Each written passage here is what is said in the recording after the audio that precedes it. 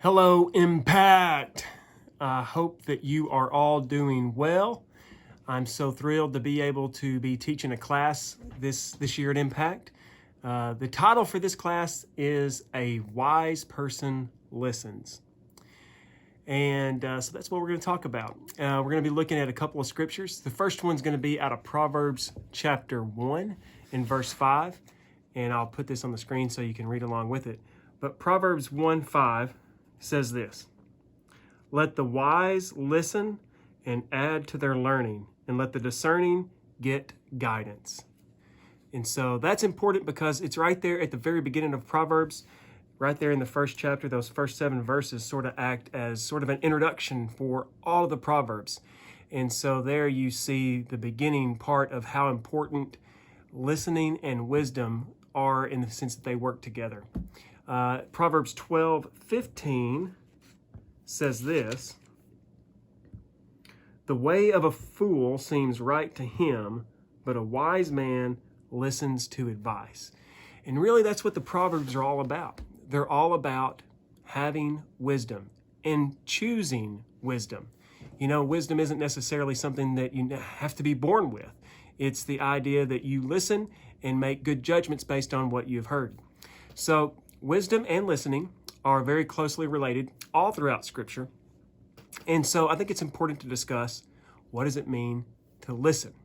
And you already know that there is a difference between hearing something and listening to something, right? I have 3 boys.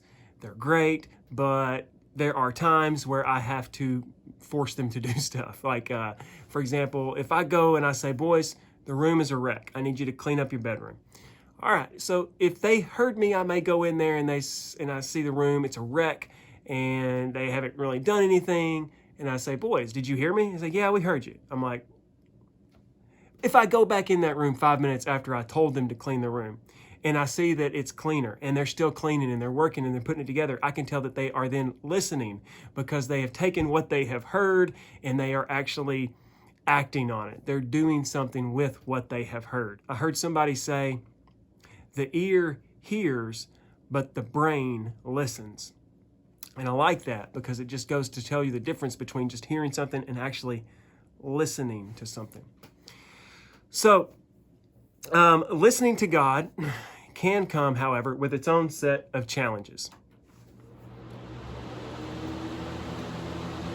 I don't know, I've got a fan on right now, and I've got it on pretty loud, full blast. So my guess is it's pretty hard for you to be able to hear me right now. I'm having to kind of even speak a little bit louder than I would otherwise, just so I can make sure that you hear me. It reminds me of this scene in the movie Spider-Man, the one with Venom, the older Spider-Mans, not the newer ones. And there's this part where Venom, who is the enemy in the movie, comes, and they can't figure out how to stop him. But finally, they essentially set up all these like poles in the ground all around him, and they just like bang him.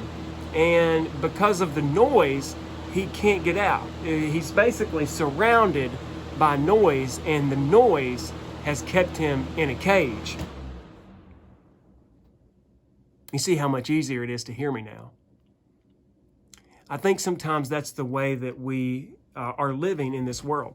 There's so much other noise out there that we have a hard time tuning all of it out or turning it off, so that we can simply hear God well and hear from Him what He would want us to do in any given situation.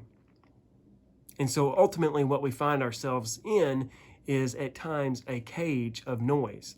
And that cage of noise, it might be music, it might be TV, it might be anything though that keeps you from truly not just hearing from God, but from actually listening to God. And one more reason that this is just so important for your generation, even more important than it was for my generation probably, is because there's just a whole lot more garbage that you have to sift through. And it's not to say that there wasn't a lot of garbage back when I was a kid, but there's a whole lot more that you have access to now than I ever had access to. A whole lot of competing voices vying for your attention, compared to what I had to deal with and listen to. So that makes it ever increasingly important that you are in tune with God and in tune with His Word as you think about who it is that is deserving of your attention and your focus, and who exactly it is that you should be listening to. You know, we live in a culture that really wants to celebrate the idea of speaking out and speaking up and being heard. And there may be times for that, but we don't hear much about the importance of listening or observing or paying attention. And I think that our world is a darker place because of that, especially when we live in a day and age where everybody has a platform, and everybody, regardless of whether or not they've done any listening in their life or not, has the opportunity to say whatever it is they want to say. I have a hard time believing that what the world really needs is one more opinion on social media to be outraged about.